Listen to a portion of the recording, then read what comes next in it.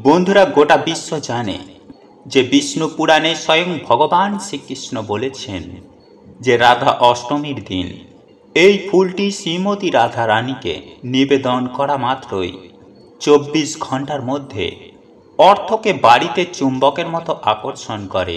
সেই সঙ্গে দুঃখ, কষ্ট, জ্বালা, যন্ত্রণা, এমনকি রোগ ব্যাধিরও দূর হয়ে যায়।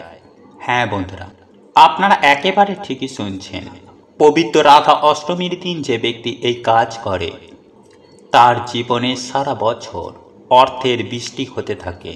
বন্ধুরা, আপনারা প্রত্যেকেই জানি যে যদি বাড়িতেই পবিত্র জন্মাষ্টমী ব্রত পালন করা হয়ে থাকে তাহলে সেই বাড়িতে অতি অবশ্যই রাধা অষ্টমীর ব্রত পালন করা প্রয়োজন। বন্ধুরা, জন্মাষ্টমী এবং রাধা অষ্টমী এই দুটি ব্রতই পরস্পরের পরিপূরক, তাই একটি ব্রত পালন করলে অপর ব্রতটিও পালন করতে হবে।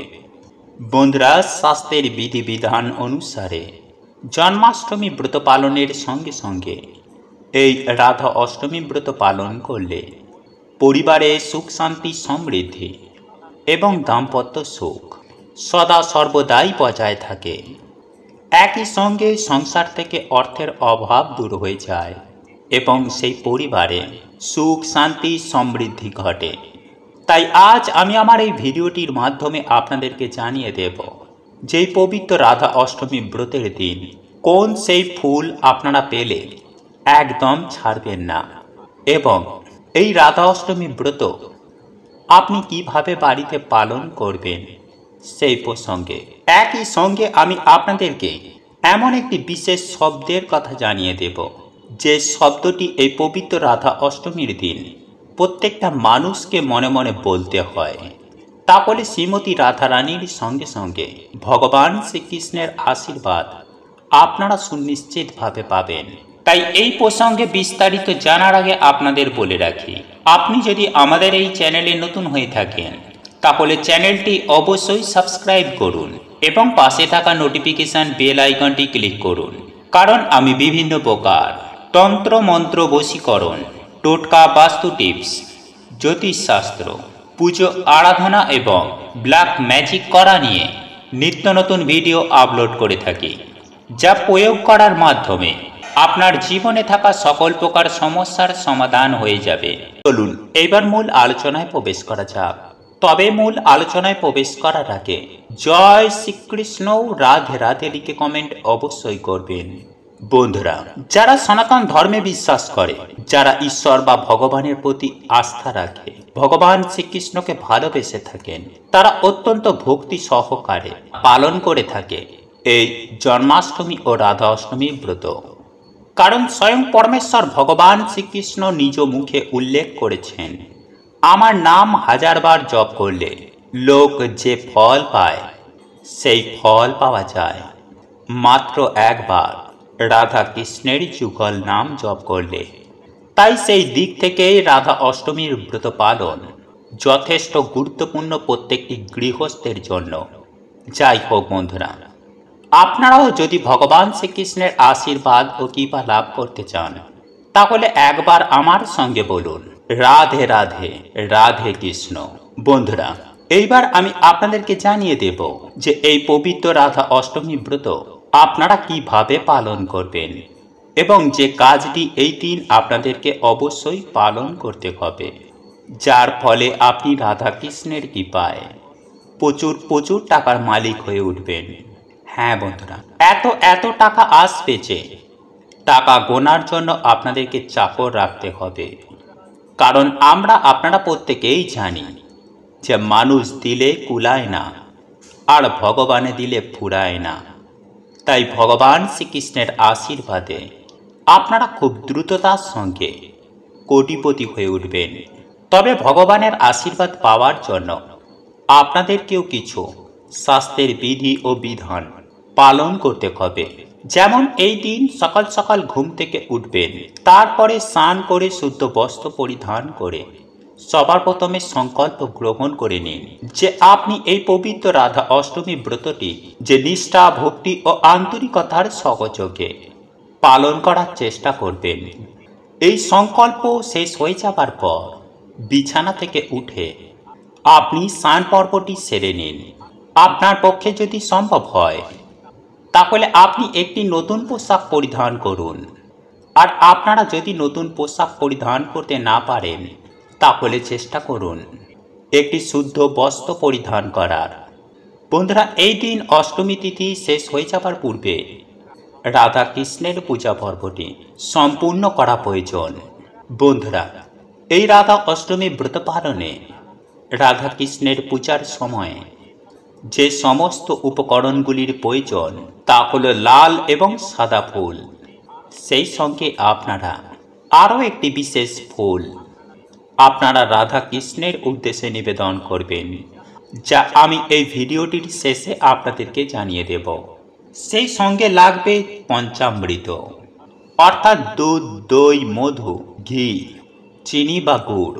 সেই সঙ্গে নেবেন 3 প্রকার অথবা 5 প্রকার মিষ্ট জাতীয় ফল, তুলসী পাতা, ধূপ, দীপ এবং নৈবেদ্য। এবং এই নৈবেদ্যের মধ্যে অবশ্যই মিষ্ট জাতীয় দ্রব্য থাকা প্রয়োজন। বন্ধুরা, যে কোনো ব্রত পালন করার ক্ষেত্রে সেই দিন উপোস থাকা প্রয়োজন। তাই এই রাধা অষ্টমী ব্রতটি পালন করতে চাইলে এই দিন উপোস থাকবেন। যদি আপনি সম্পূর্ণ উপবাস রাখতে না পারেন তাহলে সেক্ষেত্রে সাবু, ফল, দুধ বা নুন চিনির জল কিংবা ডাব আপনারা খেতে পারেন। বন্ধুরা, এইবার আমি আপনাদেরকে জানিয়ে দেব যে আপনারা কিভাবে খুব সহজেই রাধাকৃষ্ণের পূজা করবেন। বন্ধুরা, সবার প্রথমেই একটি চৌকি একটু উঁচু জায়গায় একটি লাল বা হলুদ কাপড় পেতে তার ওপরে স্বয়ং পরমেশ্বর ভগবান শ্রীকৃষ্ণ ও শ্রীমতী রাধা রানীর মূর্তিটি স্থাপন করুন। আর যদি আপনার বাড়িতেই রাধাকৃষ্ণের মূর্তি বা ছবি না থেকে থাকে তাহলে রাধাকৃষ্ণের মূর্তি সবার আগে আপনার গৃহে আনা প্রয়োজন। বন্ধুরা, অনেকেই রাধাকৃষ্ণের মূর্তির পাশাপাশি পুজোর ঘটও স্থাপন করে থাকেন। আর যদি আপনার পক্ষে সম্ভব হয় তাহলে সেক্ষেত্রে আপনি একটি মঙ্গল ঘটও স্থাপন করতে পারেন। এরপর পঞ্চামৃত দিয়ে রাধাকৃষ্ণের মূর্তিটিকে স্নান করান। তারপর দুজনকেই নতুন বস্ত্র পরিধান করিয়ে সুন্দরভাবে সাজিয়ে তুলুন এবং ঘট পুজো করার সঙ্গে সঙ্গে রাধাকৃষ্ণের পুজো আরাধনা করুন। ফুল, ফল, নৈবেদ্য, মিষ্টি সাজিয়ে রাধাকৃষ্ণের কাছে নিবেদন করুন। বন্ধুরা, আপনারা এই দিন ভগবানের উদ্দেশ্যে ভোগও নিবেদন করতে পারেন। তাই বন্ধুরা, এই ব্রতের আগের দিন কোনো রকমের এই দিনে কিন্তু আপনারা আমিষ, পেঁয়াজ, রসুন, নেশা, ভাং একদমই করবেন না, বিশেষ করে রাত্রিকালে। কারণ বন্ধুরা, ব্রতের আগের দিন অবশ্যই আমাদের কিন্তু নিরামিষ আহার গ্রহণ করতে হয়। তাই বন্ধুরা, পারলে অবশ্যই আপনারা এই দিন রাতে আপনারা ভগবানকে ভোগ নিবেদন করে বাড়িতে সকলে তা গ্রহণ করুন। এরপর রাতে ঘুমানোর আগে শ্রীমতী রাধারানী এবং ভগবান শ্রীকৃষ্ণকে বাড়িতে আমন্ত্রণ জানিয়ে তারপরে ঘুমিয়ে পড়ুন। এরপর বন্ধুরা, এই রাধা অষ্টমীর দিন সকাল সকাল মানে ব্রহ্ম মুহূর্তে ঘুম থেকে উঠবেন। তারপরে বন্ধুরা, আপনারা মা গঙ্গাকে প্রণাম করে আপনারা সকালেই স্নান করে নেবেন। এরপর স্নান করে এসে আপনারা পরিষ্কার পরিচ্ছন্ন শুদ্ধ জামা কাপড় পরে ভগবানের আরতি করে আপনারা একটি সংকল্প নেবেন যে আজ আপনারা ভক্তি মনে ভগবানের এই ব্রত সম্পূর্ণ করবেন। নাম্বার 6, এছাড়াও বন্ধুরা, এই দিনে কোনো রকমের কিন্তু কোনো খারাপ কার্য বা অধার্মিক কার্য একদমই করবেন না। কারোর মনে এই দিনে কিন্তু আপনারা কোনো রকমের দুঃখ দিয়ে কথা বলবেন না। এই দিনে যদি আপনাদের বাড়িতে কেউ আসে তাহলে তাকে কিন্তু আপনারা খালি হাতে একদম ফেরাবেন না। আপনার যতটুকু সাধ্য সামর্থ্য আছে ততটুকু দিয়েই আপনারা সাহায্য করার চেষ্টা করবেন। কারণ বন্ধুরা, এই দিনেই স্বয়ং ভগবান শ্রীকৃষ্ণ ও শ্রীমতী রাধারানী ভক্তের পরীক্ষা নিতেই কী রূপে চলে আসেন তা কেউ বলতে পারে না। তাই এই দিনে বন্ধুরা, আপনারা বেশি বেশি করে হরিনাম করুন, গীতা পাঠ করুন বা গীতা শ্রবণ করুন এবং আপনার সাধ্য ও সামর্থ্য অনুযায়ী বন্ধুরা এই দিনে ভগবানের পুজো দিতে কিন্তু একদম ভুলবেন না। এবং এই দিন সন্ধ্যাবেলায় আপনারা তুলসী মঞ্চে একটি প্রদীপ দেখান। এই দিনে ভগবানের আপনারা আরতি করুন। এছাড়াও এই দিনে বন্ধুরা শ্রীমতী রাধারানীর সব থেকে প্রিয় ফুল এবং ফল হচ্ছে গোলাপ এবং আতা।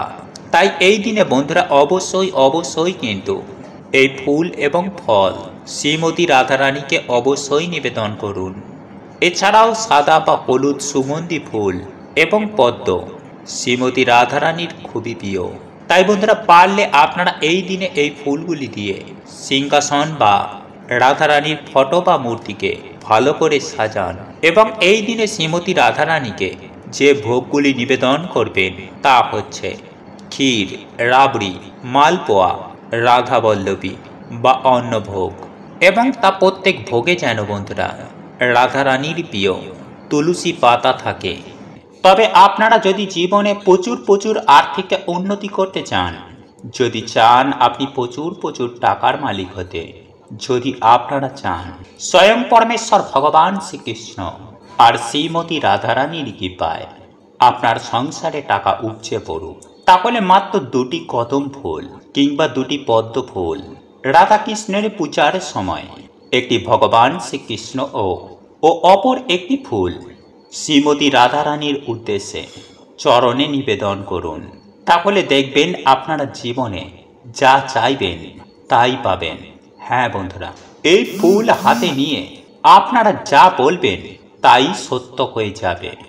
এক কথায় বলতে গেলে আপনাদের জীবনে সুখ, শান্তি, সমৃদ্ধি সমস্ত কিছুই থাকবে এবং উত্তরোত্তর বৃদ্ধি পাবে। সেই সঙ্গে সঙ্গে ভগবানের কৃপায় আপনারা কোটিপতি হয়ে যাবেন, আপনার মনস্কামনা পূর্ণ হবে। বন্ধুরা, এই কদম ফুল ও পদ্ম ফুল আপনি যদি একবার ভগবান শ্রীকৃষ্ণ ও শ্রীমতী রাধারানীর চরণে মনস্কামনা বলে নিবেদন করেন, তাহলে আপনার জীবনে কখনো অর্থের অভাব হবে না। আপনার 14 পুরুষ টাকার ওপরে বসে খাবে। নাম্বার 7, বন্ধুরা এই দিনে আপনারা যারা ব্রত রাখছেন তারা দুপুরে রাধারানীর মহা অভিষেক এবং মহাব্রত পালন করার পর সেই প্রসাদ আপনারা সকলকে বিতরণ করে দুপুর 12টার পর আপনারা এই প্রসাদ খাবেন। এবং এই দিনে সবাই কিন্তু আপনারা কোনো রকমের মাছ, মাংস, ডিম, পেঁয়াজ, রসুন এবং কোনো রকমের নেশা ভাঙ বা পরনিন্দা কিন্তু একদমই করবেন না। এছাড়াও বন্ধুরা মনে করা হয় যে এই দিনে যারা ব্রত রাখেন তাদের পাপ তো ক্ষয় হয়ে যায় এবং নতুন মাসে তাদের পরিবারে সুখ, শান্তি এবং সৌভাগ্যে ভরে ওঠে। তাই বিষ্ণু পুরাণে উল্লেখ করা হয়েছে যে এই দিনে আমাদের করা সামান্য কিছু কার্যে আমাদের দুর্ভাগ্য, অর্থ কষ্ট, রোগ ব্যাধি একেবারে নাশ হয়ে যায়। তাই শাস্ত্রই বলছে এই দিনে 1 ঘটি জলে সামান্য এই জিনিসটি মিশিয়ে যারা বাড়ির এখানে ঢেলে দেয় বা এই দিনে সামান্য এই জিনিসটি যারা খাদ্য হিসাবে একটু হলেও গ্রহণ করেন, তাদের জীবনে সুখ, শান্তি, অর্থ, সৌভাগ্যে ভরে ওঠে। এবং এই মহাদিনে কিছু ভুলেও কিন্তু বন্ধুরা জীবনে চরম ভয়ঙ্কর দুর্ভাগ্য ডেকে আনে। তাই অবশ্যই বন্ধুরা আপনারা পারলে এই দিনে সামান্য এই খাবারটি গ্রহণ করুন এবং এই দিনে এই খাবারগুলো আপনারা ভুল করেও এই দিনে খাবেন না, এই কার্যগুলো আপনারা করবেন না। এবং এই সামান্য ফুল ফল যদি আপনারা এই দিনে কোথাও দেখতে পান, তাহলে একদমই কিন্তু আপনারা হাত ছাড়া করবেন না। কারণ শাস্ত্র বলছে যে এই দিনে এই ফুল ফল ভগবান এবং মা লক্ষ্মীকে নিবেদন করলে সেই ব্যক্তির ঋণ, অভাব, দুঃখ, দারিদ্রতা স্বয়ং মা লক্ষ্মী হরণ করে নেন। বন্ধুরা এই দিনে সামান্য কিছু কাজ মানুষের দুঃখ, দারিদ্রতার নাশ করে দেয়।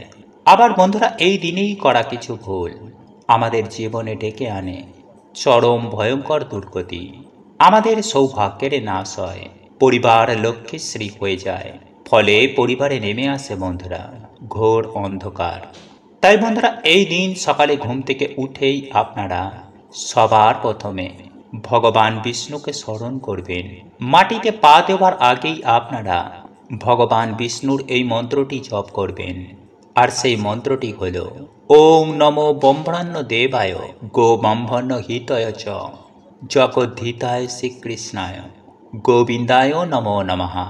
বন্ধুরা, যদি আপনারা এই দিনে সকালে এই মন্ত্রটি জপ করতে না পারেন, তাহলে বন্ধুরা স্নান করে এসে আপনারা অবশ্যই এই মন্ত্রটি জপ করুন।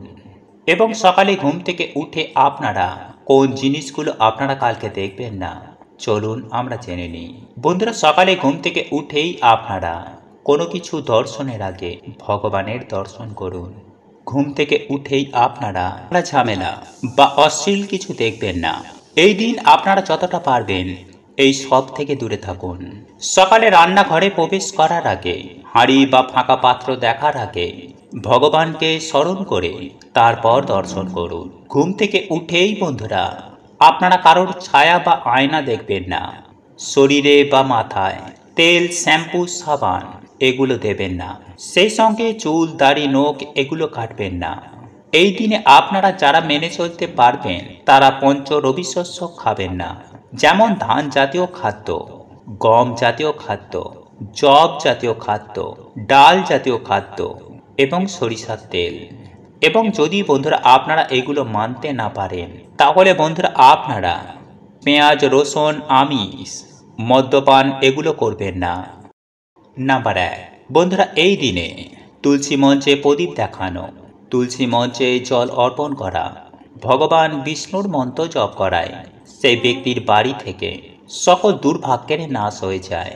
কারণ বন্ধুরা এই কার্যে মা লক্ষ্মী ও ভগবান বিষ্ণু অত্যন্তই প্রসন্ন হন এবং সেই বাড়িতে তিনি বিশেষ কৃপা করেন। কিন্তু যে বাড়িতে বন্ধুরা এই দিনে আমিষ, পেঁয়াজ, রসুন, মদ্যপান, ঝগড়া, ঝামেলা, অশান্তি বাড়িতে বেশি বেশি করে হয়, সেই বাড়ি থেকে মা লক্ষ্মী গৃহ ত্যাগ করেন। তাই এই দিনে বন্ধুরা আপনারা কিন্তু এই ভুলগুলোকে একদম করবেন না। বন্ধুরা এই দিন সন্ধ্যাবেলায় ভালো করে হাত পা ধুয়ে, পারলে একটি সাদা বা হলুদ বস্ত্র পরে আপনারা প্রত্যেক দিন বাড়িতে যেমন সন্ধ্যা আরতি করেন, তুলসী মঞ্চে যেমনভাবে আপনারা প্রদীপ দেখান, ঠিক তেমনই বাড়িতে আপনারা একটি প্রদীপ ধরিয়ে ওম ভগবতে বাসুদেবায় নমঃ এই মন্ত্রটি জপ করে তুলসী মঞ্চে গিয়ে সেই প্রদীপ দেখিয়ে আপনারা মাতা তুলসী মহারানীকে প্রণাম করে মায়ের আশীর্বাদ নেবেন।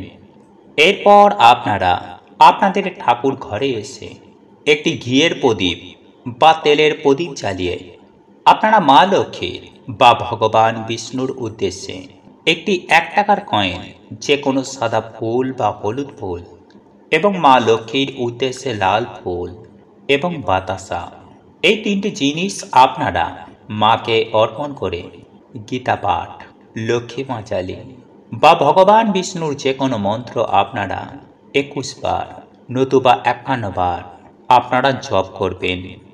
যেমন ওম নমো ভগবতে বাসুদেবায় নমঃ, ওম লক্ষ্মী নারায়ণ নমো নমঃ বা হরে কৃষ্ণ মহামন্ত্র আপনারা আজকের দিনে জপ করতে ভুলবেন না।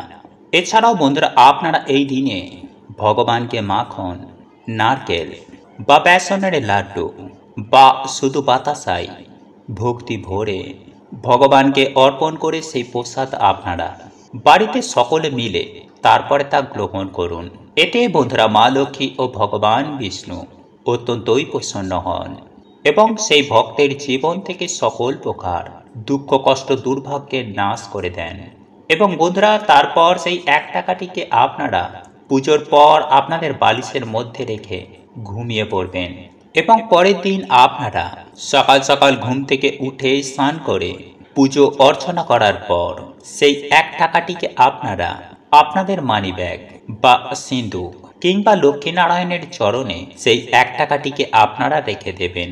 এতেই বন্ধুরা মায়ের কৃপায় আপনাদের জীবন থেকে সকল দুঃখ, কষ্ট, দুর্ভাগ্যের নাশ হয়ে যাবে এবং আপনাদের পরিবারে আবার ফিরে আসবে অফুরন্ত সুখ এবং শান্তি।